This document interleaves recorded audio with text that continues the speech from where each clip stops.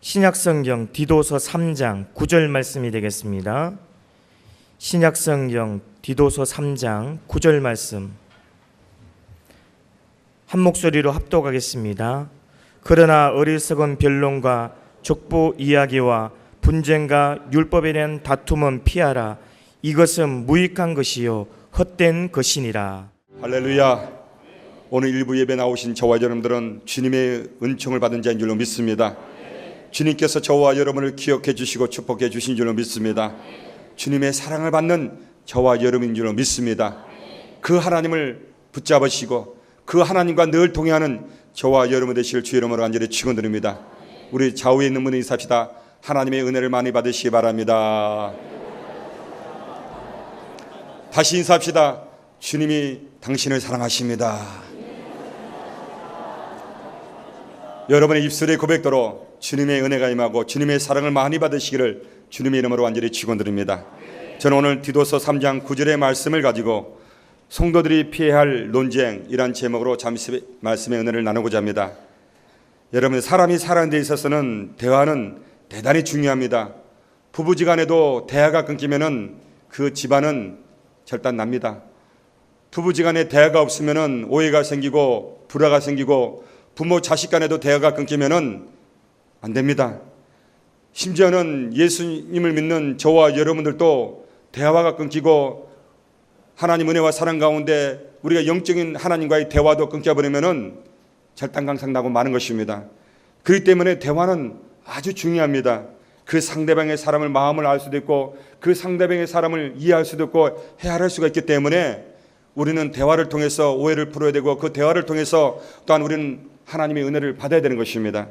사람들은 대화를 통해 새로운 지식을 얻게 되고 마음을 열고 진지하게 나눈 대화는 사람과 사람 사이에 있는 감정의 대립이나 의견을 대립을 해소시키며 보다 바람직한 관계를 형성해 주기 때문에 아주 중요한 것입니다.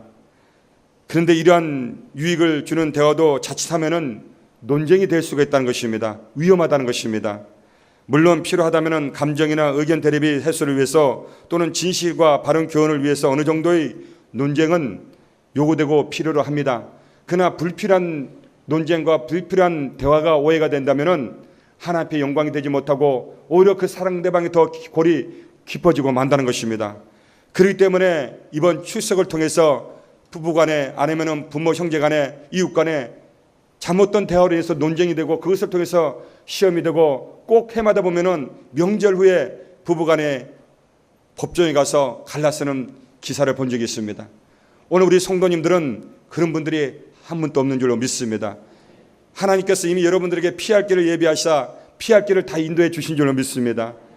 첫째로 어리석은 변론인 것입니다. 어리석은 변론이 무엇입니까?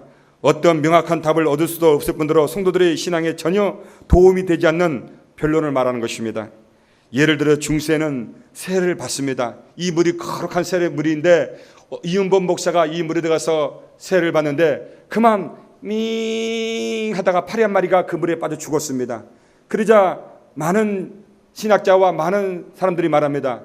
이 거룩한 이 아름다운 물에 똥파리 한 마리가 죽었기 때문에 이 물은 오염이 되었고 이 물은 거룩한 물이 아니기 때문에 이은범 목사는 거기서 침례받을 또 거룩하지가 않다. 무슨 소리냐?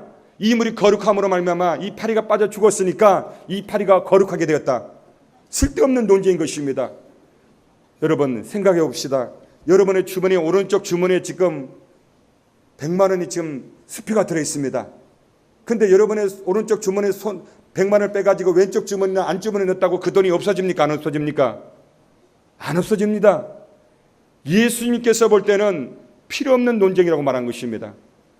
우리는 예수 그리스도 안에서 어떠한 논쟁을 할 때 과연 하나님이 기뻐하시고 하나님이 원하시는 논쟁이 무엇인가, 하나님이 필요한 대화가 무엇인가를 우리가 알아야 되는 것입니다. 근데 많은 사람들이 그것을 어리석은 변론을 통해서 오해가 생기고 힘들어하는 것입니다. 여러분 꼭 추석 명절이나 구정되면 제사를 지나고 난 뒤에 이 음식을 먹어야 될 것인가 말아야 될 것인가 고민에 빠집니다. 명확한 답은 이미 다 나왔습니다. 옛날에 우리 조영규 원로 목사님 당회장님 시절에 수요 강의하시면서 그런 말씀하신 거 기억하시는 분이 말씀하셨습니다. 아마 다 기억하실 겁니다. 최자실 목사님은 찜찜하니까 먹으면 안 된다고 말씀하셨지만은 목사님은 배가 고파 죽겠는데 그 시절에 밥 먹고 살기도 힘든데 뭐 그런 것 따지냐. 내가 믿음으로 기도하고 내가 아무 이상 없으면 깨름직하지 않으면 먹어도 된다는 것입니다. 그러나 내가 이것을 먹음으로 깨름직하다면 먹지 말아야 되는 것입니다. 제가요 한 번은 어느 분이 음식을 갖다 주시더라고요. 저는 잘 떡을 안 먹는데 그래도 성도들이 갖다 주신 떡이기 때문에 어쩔 수 없이 먹었습니다. 맛있게 먹었습니다. 소화도 잘 되고 참 기분 좋았습니다. 떡이 이렇게 맛있구나. 할렐루야. 근데 그 옆에서 한 사람이 초를 칩니다. 목사님 그 떡 무슨 떡인지 아세요? 고사떡이에요. 아이고야, 나는 여태까지 고사떡도 먹은 적도 없거니와 옆에도 안 가봤는데 그 말하니까 갑자기 막 속이 뒤틀리고 막 오장육부가 막 흔들어지는 거예요. 말을 안 할 때는 좋았습니다. 근데 말을 함으로 말미암아 이것이 내 마음에 그냥 찜찜하고 마귀가 왔습니다. 너 이제 철단 났다. 너 고사떡 먹었으니까 너는 이제 죄인이다. 너는 우상의 떡을 먹었다. 가만히 기도한데 하나님 아버지가 어떻게 합니까? 근데 야 이 사람아, 네가 뭘 그렇게 하느냐? 이것도 다 내가 너에게 주는 음식 아니냐? 왜 이 음식을 갖고 네가 부정을 타게 하느냐? 네가 믿음으로 먹으면은 하나님의 축복이 만다. 네가 축사하고 먹으면은 네가 주의 종이 아니냐? 그러나 네가 믿음으로 의심하고 네가 그것을 생각하면은 네 믿음대로 될지어다고 말합니다. 그러니까 여러분들이요 걱정할 거 없어요. 하나님이 주신 모든 음식은 하나님 거예요.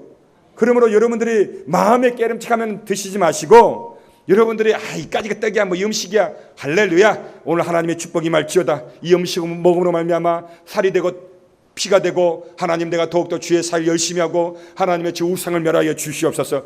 믿음으로 기도하면 그 음식은 내게 유익한 음식이 되지만은 이것이 내게 어떤 것을 가지고 잘못되면 안 된다는 것입니다.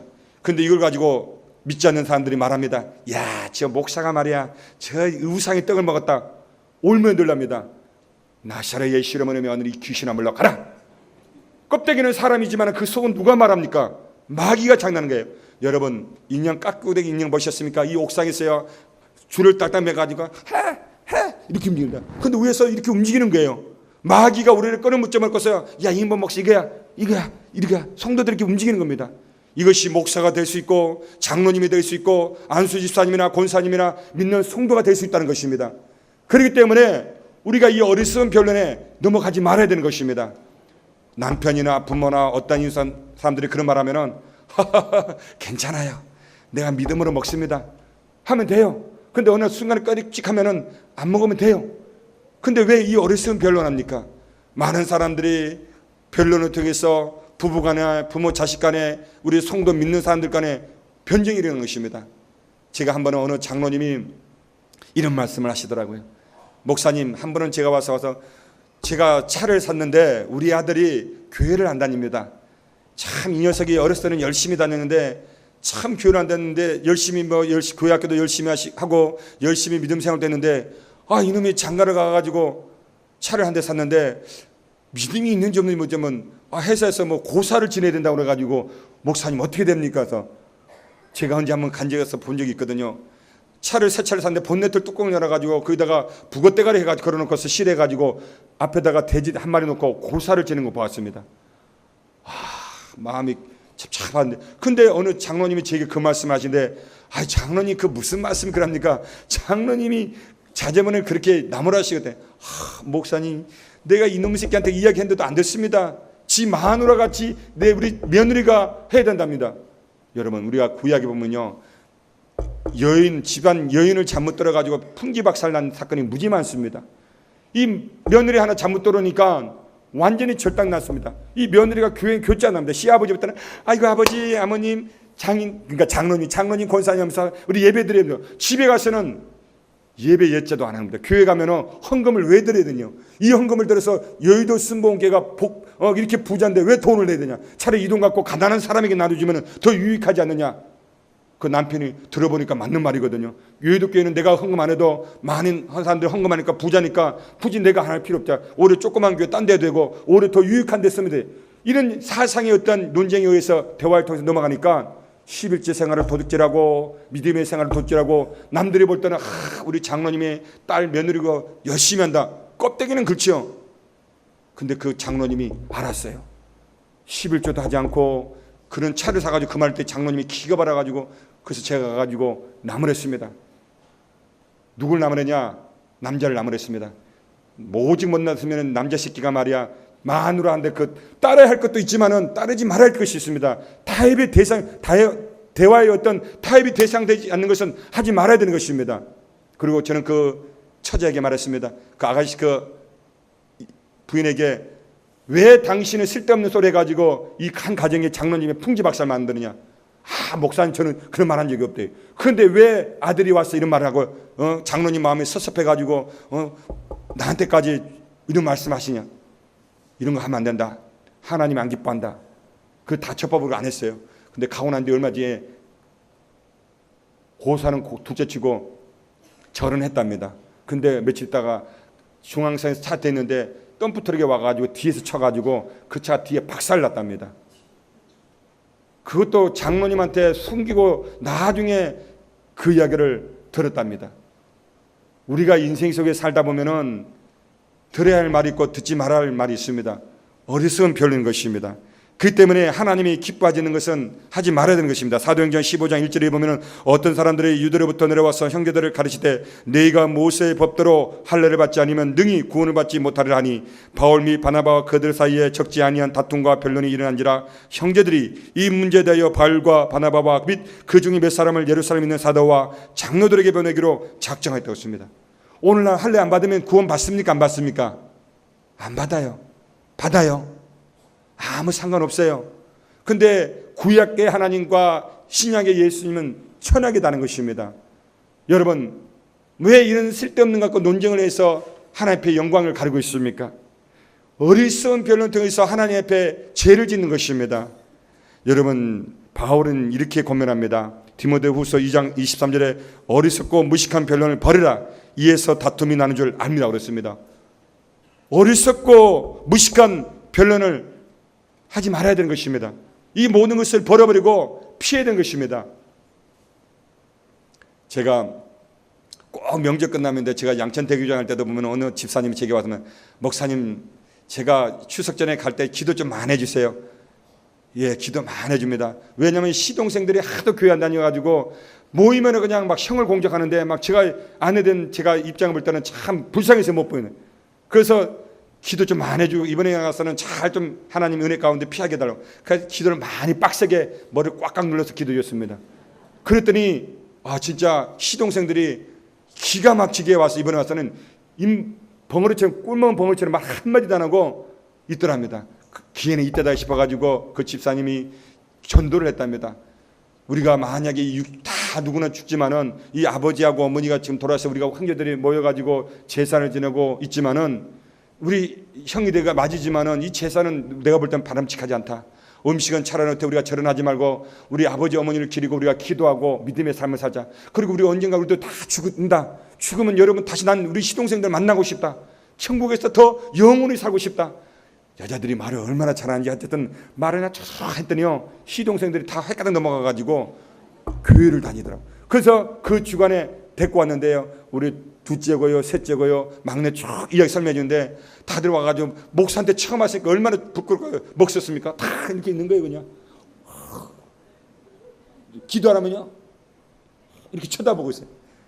그 기도해주고 그분들을 새신자 양육시키고 했더니 집사가 돼가지고 열심히 하는 걸 보고 제가 떠났는데 우리는 주님 안에서 이번 추석 명절을 통해서 어리석은 변론을 하지 말고 하나님 은혜와 사는 가운데 잘 주께로 인도해야 될 줄로 믿습니다. 그래야 하나님이 기뻐하시는 것입니다. 여러분 우리는 하나님을 바라볼 때 어떠합니까? 많은 사람들이 어리석은 논쟁을 통해서 죄를 짓고 심지어는 우리가 그것에 빠져서 어려움을 당면삼고 시험 들기도 하고 하나님 앞에 죄를 짓기도 하는 것입니다. 그렇기 때문에 고린도 1장 20절에 지혜 있는 자가 어디 있느냐 선비가 어디 있느냐 이세의 변론자가 어디 있느냐 하나님께서 이 세상의 지혜를 밀어내게 하신 것이 아니냐고 말씀하셨습니다. 디모데 전서 6장 4절에도 그는 교만하여 아무것도 알지 못하고 변론과 언쟁을 좋아하는 자니 이로써 투기와 분쟁과 비방과 악한 생각이 나며 그랬습니다. 그렇기 때문에 하나님이여 피할 길을 예배해 주시사 하나님 혹시 이런 논의 펴면 그 자리에서 일어나세요. 일어나셔서 털에 설거지 하시든가 마당에 쓰시든가 아니면 그냥 어머니가 이거 이쁘네 하고 장롱이라도 닦아주시든지 딴 일 하세요. 괜히 거기서 휩쓸렸다면은 오히려 그 필요 없는 논쟁에 휩쓸려서 오히려 괴로움을 당합니다. 둘째로 족보 이야기인 것입니다. 여러분, 족보는 뭡니까? 족보 이야기가 무엇입니까? 과거와 혈통적인 것들을 자랑한 것을 말하는 것입니다. 당시 유대인들 사이에는 스스로의 신앙 속에 거룩하고 온전한 신앙생활에 힘쓰기보다는 자신들의 과거의 유명한 조상들이나 재상들이 후회로 하는 그 족보를 되게 중요시 여겼습니다. 우리나라도 보면은 내가 그래도 뼈대 있는 집안이다, 내가 그래도 어떤 집안이냐고, 어디 교회 다니는 며느리를 맞이하느냐, 다 쓸데없는 짓입니다. 족보가 어땠어요? 근데 내가 참 고약한 뭐냐면, 저는 우리 애들한테도 그럽니다. 어디 가서 모태신앙이라고 말하지 마라. 물론 모태신앙이 다 나쁜 건 아니에요. 오히려 모태신앙이 더 열심히 믿음의 생활하고 열심히 신앙생활하는 사람 많이 있습니다. 근데 모태신앙이 자기는 뭐로 말하면 난 모태신앙, 그러고 보면 11조 생활도 안 하고 주일날 도덕질하고 안 나옵니다. 그리고 어디 뭐 하자면은 반대합니다. 교회가 말이야, 교회가 말이야, 이런 말을 합니다. 아, 장로님이 사랑이 없고, 저 목사님은 강대상이면 맨날 이상한 소리나 하고 말이야, 저 권사님은 말이야 맨날 와가지고 말이야 야단만 치고. 모태신앙이 이런답니다. 근데 예수 믿지 않는 세상의 사람들은, 예수의 예자도 잘 모르는 사람들은 교회 와서 장로님, 우리 장로님 최고입니다, 우리 목사님 최고입니다, 우리 권사님 최고입니다, 우리 집사님 최고입니다, 우리 지역장님 좀, 이런 말들 하는데 왜 모태신앙을 가진 사람들이 비평, 왜 원망을 하냐? 이 신앙이 잘못된 것이 들어갔기 때문에 그런 일들이 벌어지는 것입니다. 내가 모태신앙이라고 여러분 천국 가는 거 아닙니다. 아버지 믿음하고 어머니 믿음하고 내 믿음은 달라요. 그래서 나는 우리 애들한테도 그럽니다. 너희 아빠가 목사지만은 천국 가고 못 가는 건 너한테 달려있다. 네가 믿음의 생활을 열심히 하고 하나님 앞에 11조 생활하고, 네가 하나님의 말씀에 순종하고 목사님의 말씀에 순종하고, 네가 교회에서 장로님께 인사 잘하고 권사님께 인사 잘하고, 네가 열심히 생활하면은 하나님께서 내게 큰 상금을 주시지만은, 네가 목사들에서 장로님한테 인사도 안 하고 권사님한테 인사 안 하고 교회 선생님한테 인사 안 하고 네가 11조 생활하면은 하나님이 넌 기뻐하지 않는다. 네가 세상 구원은 받고 천국은 갈다 할지라도 너는 참 변두리에 살 것이다. 옛날 우리 조영규 목사님 그러지 않습니까? 천국 가면요, 예수님이 여기 계시면요, 이 안에는 예수님의 책 측근자들이 있고 대충 그냥 삥 하고 믿는 사람 참 멀리 가 있는 것입니다. 예수님이 양머리를 안고 있는 그 사진 여러분 보신 거 기억날 겁니다. 어떤 양은 예수님의 품 안에 앉혀 있고, 어떤 양은 예수님 옆에 서 있기도 한데, 어떤 양은 저 끝에 가 있는 양들 있지 않습니까? 여러분들은 어떠합니까? 근데 오늘 일부 예배 나오신 우리 귀한 모든 성님들은 다 주님이 품 안에 안고 계신 줄로 믿습니다. 그렇기 때문에 족보가 중요한 것이 아니에요. 아버지가 장로님 천부당 만부당, 어머니가 권사님 천부당 만부당, 목사님 천부당 만부당, 우리가 예수님 안에서 예수님의 족보를 가져야 되는 것입니다. 나는 하나님의 아들이다, 나는 하나님의 딸이다, 나는 예수 그리스도를 나의 구세주로 모셔드렸고 그 예수님의 피와 살이 내 몸에 흐른다, 나는 하나님의 아들로 딸로서 나는 열심히 믿음의 생활하고 헌신 봉사하고 나는 예수님 안에서 거한다는 그런 믿음의 삶을 살아야지, 내 족보는 우리 아버지, 우리 할아버지, 그 증대할아버지가 필요 없어요. 지금이 중요한 겁니다. 현재가 내가 하나님 앞에 바로 서 있고 앞으로 내가 예수님 안에서 열심히 헌신하는 것이 중요한 것이지, 과거는 과거인 것입니다. 이전 것은 지나갔으니 보라 새 것이 되었다고 말씀하신 것입니다. 아무리 과거에 내가 청와대에 산다 할지라도 현재 내가 초과상관에 살면은 초과상관이 있는 거예요. 아무리 내가 과거에 내가 뭐가 있다 할지라도 필요 없는 거예요. 지금이 중요한 겁니다. 지금 현재 내가 예수님 안에서 은혜받고 축복받고 앞으로 내가 하나님 앞에 은혜받고 축복받는 것 중요한 것이지, 과거에 은혜받았다, 여러분 어제 성령 받은 것이 오늘 성령 유지합니까? 그저께 성령 충만했다고 내일 성령 충만합니까? 매일매일 성령 충만해야 되는 것입니다. 저는 오늘 또 이 말씀을 준비하면서 하나님이여 오늘 또 성령의 충만함으로 채워 주옵소서. 오늘 또 말씀과 능력과 권능을 베풀어 주셔서 하나님이여 오늘 이 강단에 있을 때 하나님의 성령께서 구름 기둥과 불은 기둥으로 지켜주시옵소서. 남들은 말합니다. 몇 년 목사 생활 몇 년인데 그까지가 떨면 그냥 올랐으면 말 나온다. 아니에요. 이곳이 하나님의 전이요 이것이 거룩하니 거룩한 곳에 내가 영적인 신발을 벗고 하나님 앞에 나온 것은 두렵고 떨린 것입니다. 저만 있나요? 여기 오늘 우리 장로님이나 우리 모든 성령도 바로 하나님의 성령께서 계시기 때문에 두렵고 떨리는 마음으로 하나님이 내게 오늘 무엇을 주시는가를 갈급한 심령으로 여러분들이 앉아있는 것입니다. 그 하나님을 여러분들이 바라볼 때 인간적인 눈을 바라본 것이 아니라 영적인 눈을 떠서 하나님을 바라보시기 때문에 하나님이 복을 내려 주신 줄로 믿습니다. 빌립보서 3장 13절에 형제들아 나는 아직 내가 잡은 줄로 여기지 아니하고 오직 한 일 즉 뒤에 있는 것을 잊어버리고 앞에 있는 것을 잡으려고 한다고 그랬습니다. 여러분들이 앞에 있는 것을 바라보시고 하나님이 주신 믿음의 표대를 바라보고 나가시는 저와 여러분 되시기를 주의 이름으로 간절히 축원드립니다. 그 하나님을 바라보셔야지 자꾸 과거 바라보고 족보 이야기하지 마시기 바랍니다. 셋째로 율법에 대한 다툼의 논쟁인 것입니다. 율법의 다툼이란 무엇입니까? 그것은 신앙생활에 있어 핵심이 되는 믿음과 신령과 진정으로 하나님을 경외하고 순종하라는 마음이 없이 단지 형식적이고 의식적인 율법의 세부 조항만을 놓고 왈가불가하는며 그 준수 여부에만 주의하는 교리는 논쟁을 말합니다. 그러니까 무슨 말이냐면은 법을 만드는 겁니다. 여러분 세상의 법자도 보면은 피아래에서 가는 겁니다. 감동을 주면요 아무리 그 법이 딱 있다 할지라도 판례가 있다 할지라도 그 판사가 마음이 감동이 오고 기도하는 판사면은 피해 줍니다. 근데 교회 내에서는 헌법이라고 있고 규정이라고 있습니다. 근데 그 규정이 다 됩니까? 아닙니다. 어떻게 해야 됩니까? 하나님이 주신 것입니다. 나는요 하나님이 주신 법인 것입니다. 근데 많은 사람들이 인간적인 지식에 의해서 법을 만들고 그 지식을 가지고 자기의 유익한 것을 세부상의 규정을 만듭니다. 근데 그것이 나중에는 자기의 올무가 되고 자기에게 죽음을 당하고 만 것입니다. 옛날에 어느 장로님이 제가 들은 이야기인데 우리 교회가 장로님들이 원로 장로님, 은퇴 장로님 시대가 없을 때가 있었습니다. 옛날에 제가 1980년 2월 12일 날 교회 다녀가지고 그때 당시에는 우리 교회가 그냥 장로면 70인 장로, 7위 장로와 신방 장로가 있었습니다. 그때는 7층에 지금의 빨간 건물 7층 선교사한테 7층에는 7위 장로, 70인 장로님만 들어가고 그 나머지 6층에는 다 신방 장로님들이 있었습니다. 근데 지금은 그것이 다 무너져가지고 일반 장로님들이시고 했는데 그때 당시에는 원로 장로님이나 은퇴 장로님이 없었어요. 크게. 근데 어느 순간부터 불과 몇 년부터 은퇴 장로님과 원로 장로님 나눠주니까 이 안에서도 논쟁이 벌어졌어요. 그 제가 장로님한테 그랬습니다. 장로님, 원로 장로님은 어떻고 은퇴 장로님은 어떡합니까? 천국 가면 뭐 너는 원로 장로니까 여기, 너는 은퇴 장로니까 저기, 너는 담임 목사님이니까 저쪽, 너는 부목사님이니까 저쪽, 너는 성가대 했으니까 이쪽, 너는 안 했으니까 이런 논쟁 필요 없다는 것입니다. 천국 가면요 이은범 목사들 다 벗어야 돼요. 우리 장로님들도 다 명찰 떼어내야 돼요. 우리 권사님 그때 권사 없어요. 다 성도예요. 그냥 오직 누구만 기쁘게 합니까? 하나님만 기쁘게 하면 돼요. 천국 가서 내가 목사니까 이랬다가는 절단 납니다. 내가 장로니까 하면 절단 납니다. 천국 가면요 다 내려놓고 우리는 오직 살아계신 하나님만 영원롭게 하면 돼요. 그 하나님만 기쁘게 하면 돼요. 그 하나님 앞에 열심히 헌신하면 돼요. 거기서는 성김도 없어요. 거기서는 안수기도도 필요 없어요. 그곳에서는요 아픔도 슬픔도 괴련도 없어요. 그곳에서는 오직 찬양과 하나님은 영화롭게 하는 곳이지 형식에 얽매여서 있을 필요가 없는 것입니다. 그런데 이 땅에서 어떠합니까? 율법에 대한 형식을 가지고 논쟁을 벌이고 있다는 것입니다. 목사니까 순종해야 돼.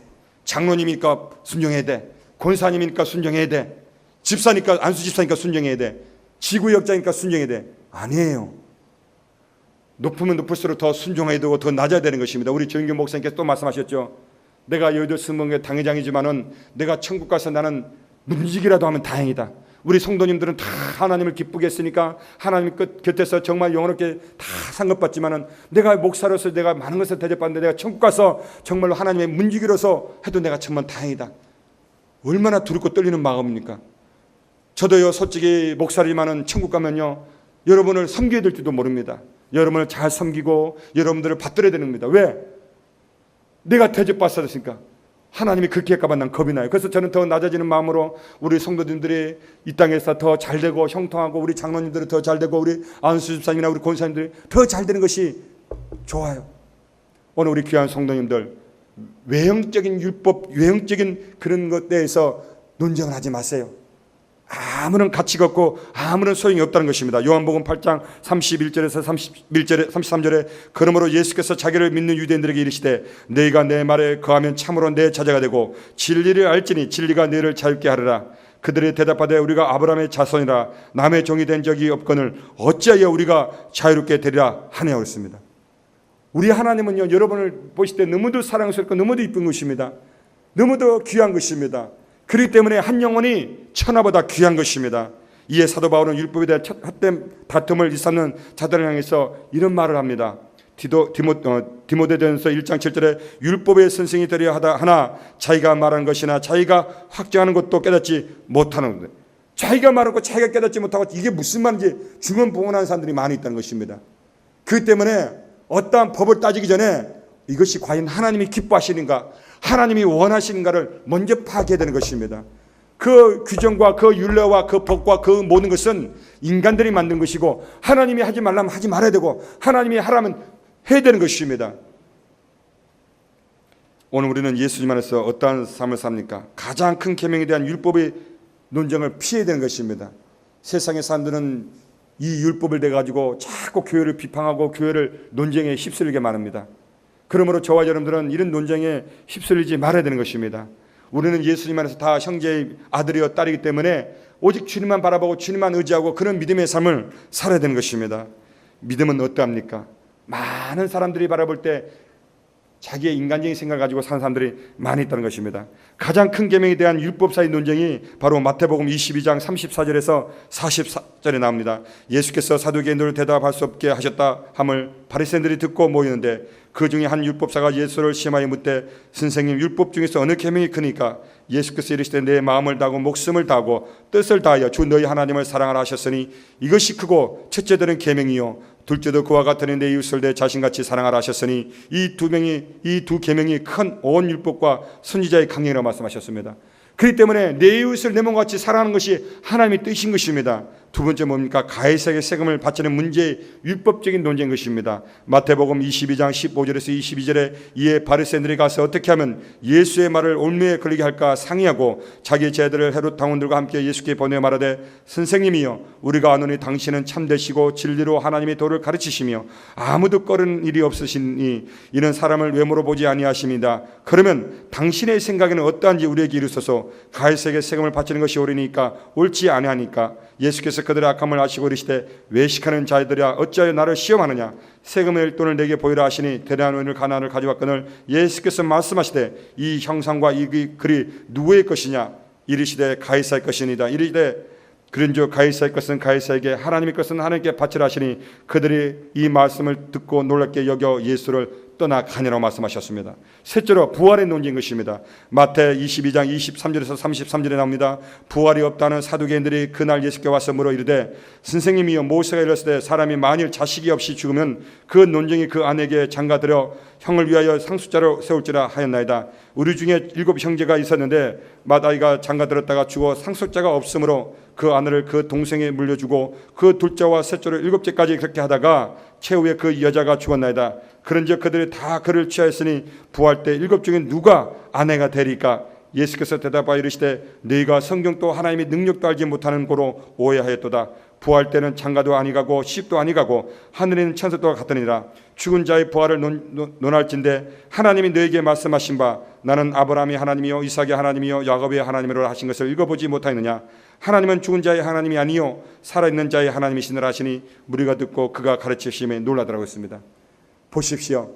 우리가 가장 큰 계명에 대한 율법과의 논쟁이 있었고 가해사의 세금 바치는 논쟁이 있었고 부활의 논쟁이 있을 때 예수님은 이것을 아시고 책망하신 것입니다. 바로 우리 인생 속에 저와 여러분들 삶을 살 때 바리새인과 사두개인과 율법사의 같은 사람이 되지 말아야 되는 것입니다. 이런 사람이 되면요 하나님이 기뻐하지 않는 것입니다.